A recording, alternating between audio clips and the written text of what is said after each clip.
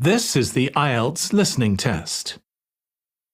You will hear a number of different recordings and you will have to answer questions on what you hear. There will be time for you to read the instructions and questions, and you will have a chance to check your work. All the recordings will be played once only. The test is in 4 parts. At the end of the test, you will be given 10 minutes to transfer your answers to the answer sheet. Now turn to Part 1.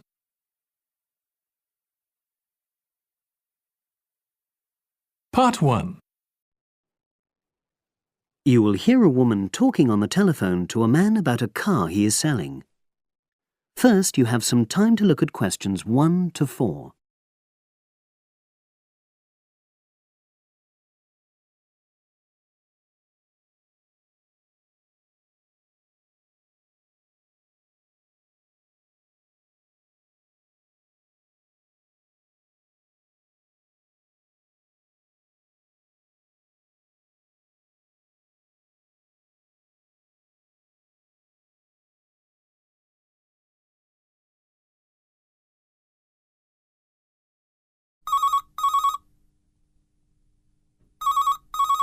Hello, Brian Park speaking.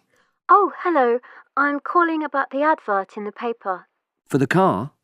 Yes, the Mini you've got advertised for sale. Oh, yes. I just wanted to find out a bit more information.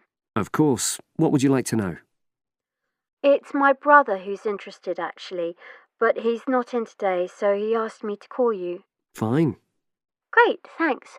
So, it's a Mini, Yep. and how old is it? Just coming up to 13 years old.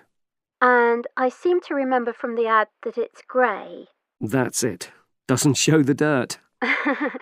Absolutely. Anyway, the colour shouldn't be a problem for Jeff. You know, the important thing is the quality. Yes, of course. And what about mileage? With it being pretty old, it's probably over 100,000? Actually, it's 40,000 less than that. 62,000 on the clock. Great! I remember now. I'm confusing it with another ad I was looking at. Right. Pleasant surprise then. Yeah. Have you been the only owner, or was there a previous one? I'm the second one. Before, it was owned by a teacher who was a very careful driver. Didn't have any accidents. Very good. And what about you? What do you tend to use it for? I haven't used it all that much, mostly for shopping. You know the sort of thing. So not much wear and tear. I'll make a note of that. I know Jeff wanted me to check that. Right. Before you hear the rest of the conversation, you have some time to look at questions 5 to 10.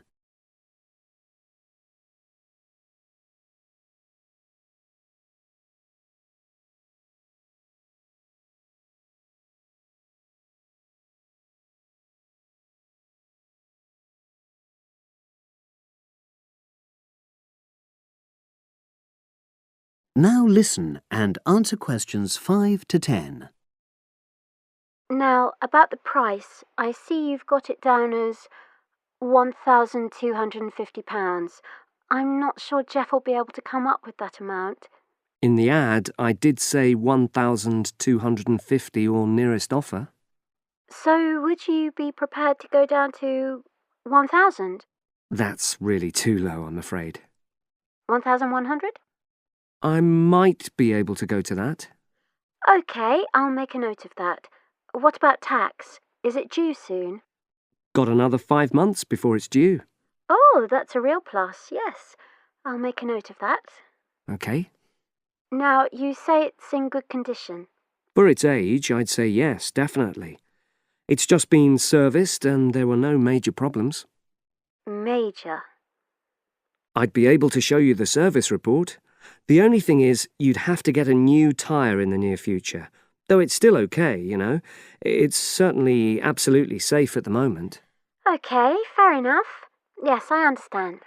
And the garage also mentioned that one headlight could probably do with replacing. They think there's a fault there, you know, intermittent. Well, we'd obviously look at all the documents, but that sounds very straightforward. Of course. I've got all the service documents up to date, and you can look at those. Well, it all sounds pretty good, and I know my brother will be interested, so would it be possible for him to see the car? He's back from his trip tomorrow and away tonight, so how about tomorrow? Tomorrow? Wednesday? I'm afraid that's not possible. I'm out pretty much all day. Well, Thursday then? That'd be fine, yeah. In the morning? Yes, that'd suit me perfectly. Great! Now, you'll need my address. Oh, yes, of course. What is it? It's number 238, 238? London Road. Oh, that's easy enough. Yes, very straightforward. So I'll pass on these notes to Jeff, and he'll see you in a couple. That is the end of Part 1. You now have 1 minute to check your answers to Part 1.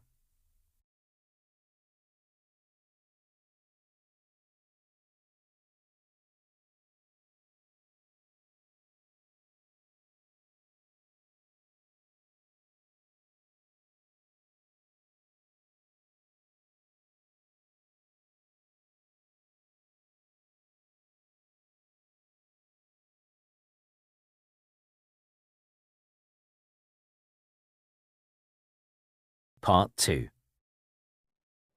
You will hear part of a podcast for visitors to the popular holiday region called the Trelaw Valley. First, you have some time to look at questions 11 to 14.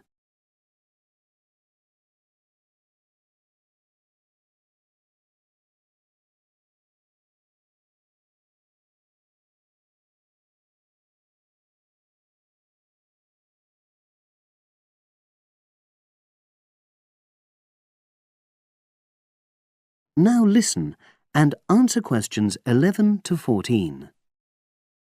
The valley and estuary of the River Trelaw forms an unspoilt, beautiful landscape, rich in both wildlife and sites of historic interest.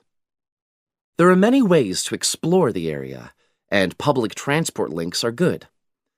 It is possible to leave your car behind and travel by boat, train, or bus, with just short walks in between stops. The Trelaw Valley Passenger Ferry runs between villages along the river estuary and provides a link with a train station at Barry, which is about 10 minutes' walk from the riverside village of Calton.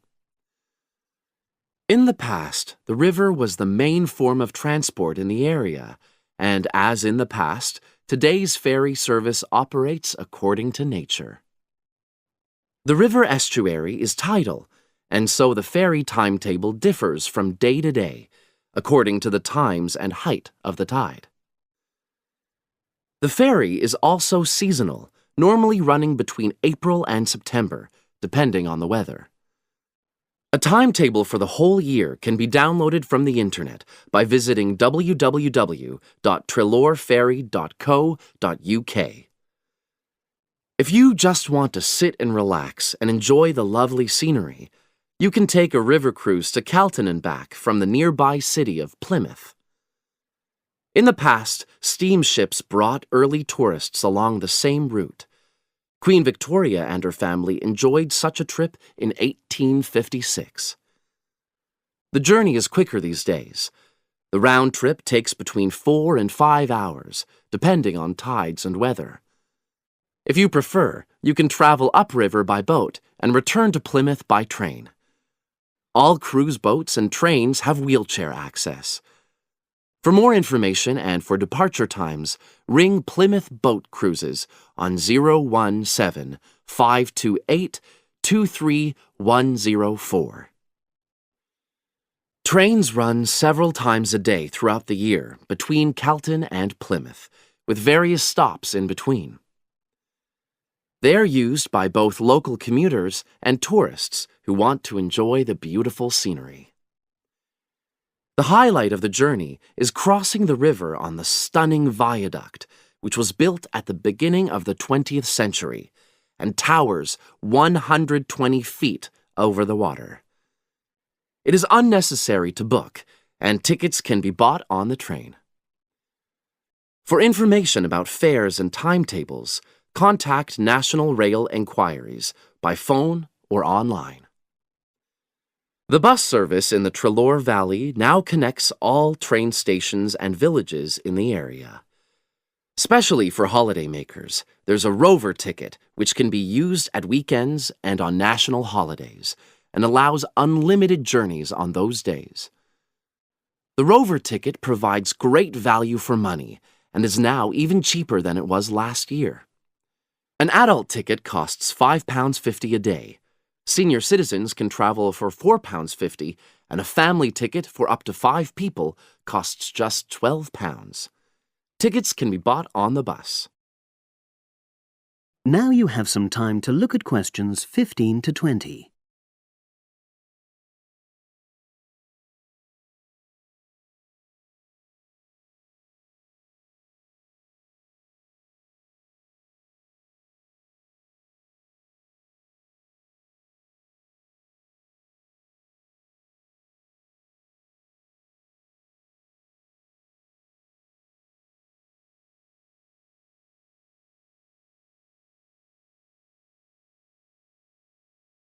Now listen and answer questions 15 to 20. At the center of the Trelor Estuary area is the historic riverside village of Kelton. The main road comes into the village from the south, and for those of you who are arriving by bus, it turns left just before the bridge and stops in the lay-by on the left-hand side. From there, it's just a short walk to Kelton's various attractions. If you're arriving by car, you have to leave it in the main car park. Go over the bridge and take the first turning on the right. Then go on until you come to the end of that road. It's the only place to park in Kelton, but there's no charge. If you're interested in local history, there's a museum in Kelton with farming, fishing, and household implements from the late 19th century. As you come in from the south, cross the river and go straight on the same road until you reach the end. Also, on the subject of history, you can go and see the old mill, which has recently been renovated and put back into use. Turn left before you come to the bridge. Then go straight on and then take the first turning on the right. This leads straight there. If you're interested in arts and crafts, there's a potter's studio where you can watch the artist at work. After crossing the bridge, turn left, and it's the second building on the left. Finally, when you feel in need of refreshments, there's a cafe opposite the old boathouse and a picnic area near the mill. That is the end of Part 2. You now have half a minute to check your answers to Part 2.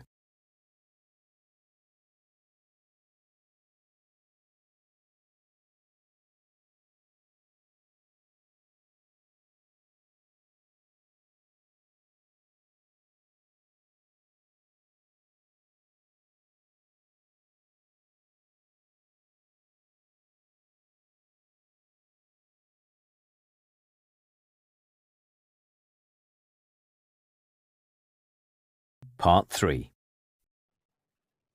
You will hear 2 geography students talking. An older student, called Howard, is giving advice to a younger student, called Joanne, on writing her dissertation. First, you have some time to look at questions 21 to 24.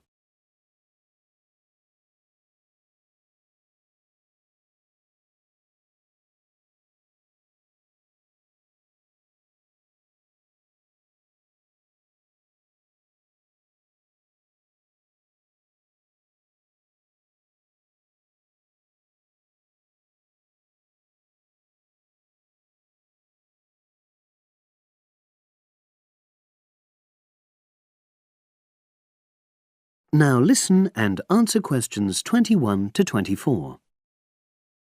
Hi, Howard. I haven't seen you for a while. Hi, Joanne.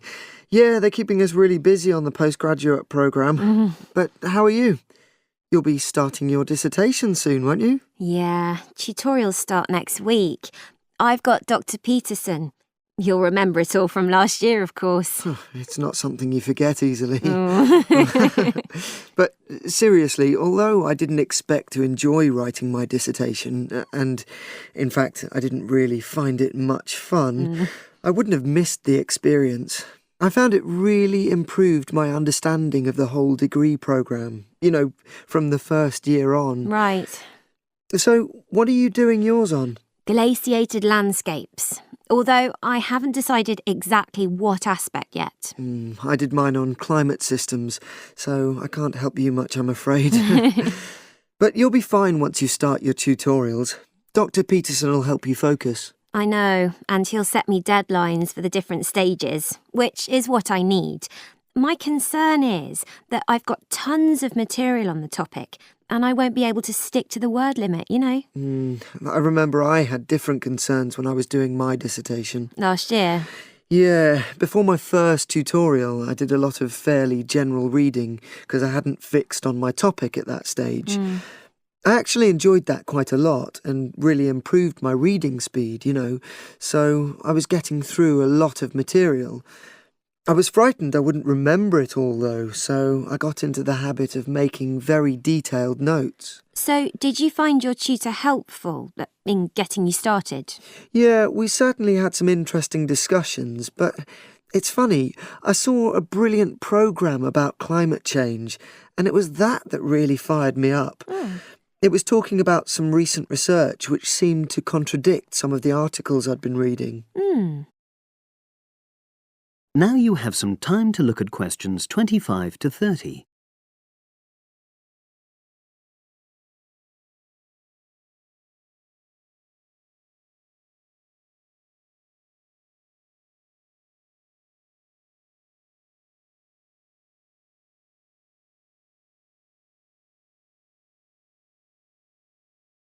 Now listen and answer questions 25 to 30. So you say your tutorials start next week? Yeah. Well, the first month's crucial. You've got to meet your tutor and decide on your focus, but don't become too dependent on him. Don't see him every week, only when you want to check something. Right. Once you've got the focus, you've got to get reading. It's helpful to look through the bibliographies for all the course modules relating to your topic, and get hold of any books you think you'll need. I haven't got much money. I mean, get the books from the library, far better. And I suppose I should prepare a detailed outline of the chapters? Yeah, absolutely. But don't feel you have to follow it slavishly. It's meant to be flexible. OK. Now, I'm someone who likes to get writing quickly. I can't just sit and read for a month. Not like me, then. But if that's what suits you, your natural approach, then you really ought to start immediately and write the first chapter. Right. Now, Joanne, about the library, it's worthwhile getting on good terms with the staff. They aren't always helpful with undergraduates. I suppose they focus on postgrads more. Maybe. But show them you're serious about wanting to do good work. And what if I can't find what I need? Well, there's interlibrary loans. Borrowing books from other libraries, but I've heard it isn't all that reliable. You're right, but you probably won't need it anyway. Be positive. The library is likely to have most things you need. And during the dissertation writing period, you can take out 15 instead of the usual 10 books. Should I look at previous year's dissertations? You can do. But I won't know which are the good ones. The library only keeps the best, and the staff can advise you.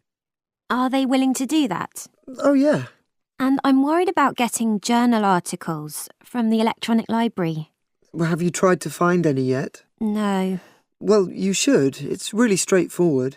That's obviously something I'll have to look into. Dr. Peterson will help. Yeah, I know I can go to him if I have any worries. Except he will be away in the second month. It's the holidays. You should ask him what to do while he's away. Gosh, yeah. But I suppose I can get a lot of support from course mates. I know a couple of people who are thinking of doing the same topic as me. Take care.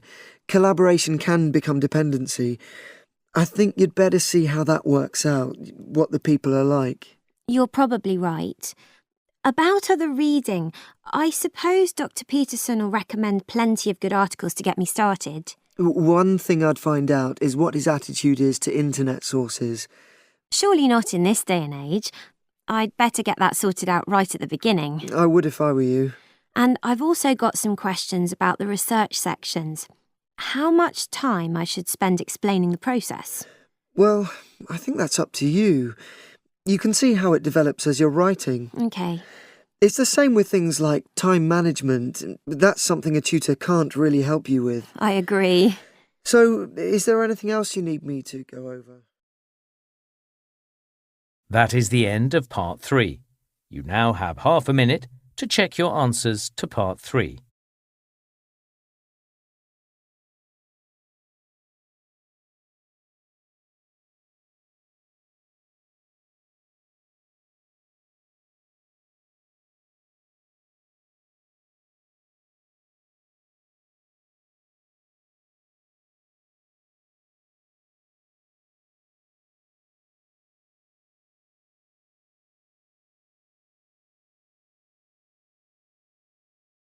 Listening, Part 4. You will hear a psychology undergraduate describing the research she is currently doing on expertise in creative writing. First, you have some time to look at questions 31 to 40.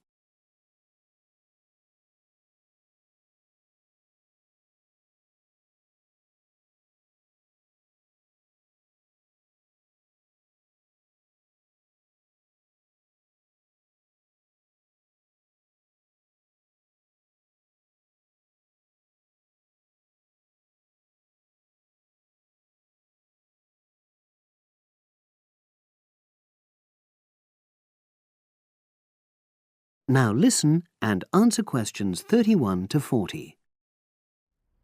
For my short presentation today, I'm going to summarise the work I've done so far on my research project to explore expertise in creative writing. Essentially, I'll share with you the process I underwent to gather my interim findings. First of all, I should give a little relevant background information about myself. Before I started my current degree course in cognitive psychology, I studied English literature, and as you can imagine, this meant I spent a great deal of time thinking about the notion of creativity and what makes people develop into successful writers. However, the idea for this research project came from a very specific source. I became fascinated with the idea of what makes an expert creative writer when I read a well-known 20th century writer's autobiography. I won't say which one at this stage, because I think that might prejudice your interpretation. Anyway, this got me thinking about the different routes to expertise.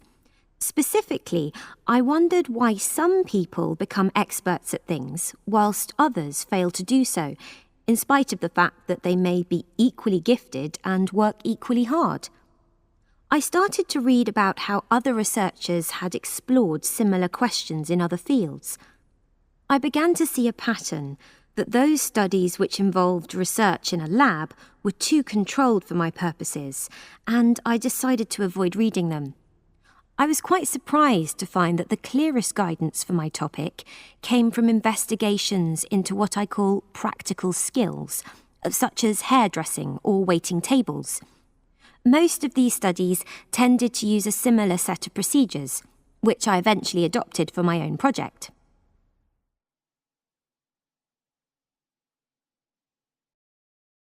I'll now explain what these procedures were. I decided to compare what inexperienced writers do with what experienced writers do. In order to investigate this, I looked for 4 people whom I regarded as real novices in this field, which proved easy, perhaps unsurprisingly. It proved much harder to locate people with suitably extensive experience who were willing to take part in my study. I asked the first 4 to do a set writing task and, as they wrote, to talk into a tape recorder, a technique known as think aloud. This was in order to get experimental data. Whilst they were doing this, a research assistant recorded them using video. I thought it might be helpful for me in my transcriptions later on. I then asked 4 experienced writers to do exactly the same task. After this, I made a comparison between the 2 sets of data, and this helped me to produce a framework for analysis. In particular, I identified 5 major stages which all creative writers seem to go through when generating this genre of text. I think it was fairly effective, but still needs some work, so I intend to tighten this up later for use with subsequent datasets. I then wanted to see whether experienced writers were actually producing the better pieces of writing.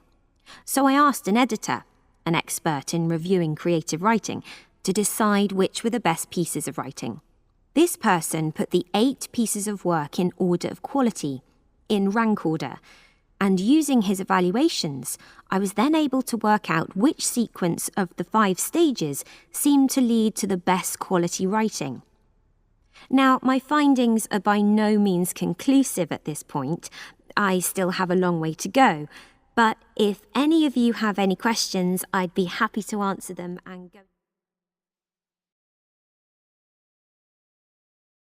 That is the end of Part 4. You now have 1 minute to check your answers to Part 4.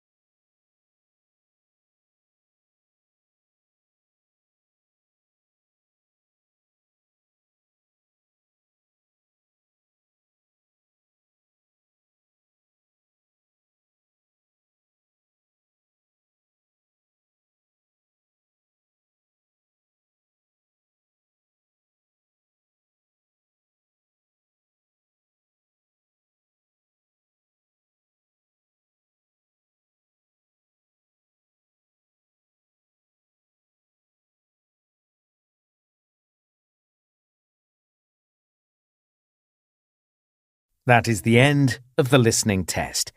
In the IELTS test, you would now have 10 minutes to transfer your answers to the answer sheet.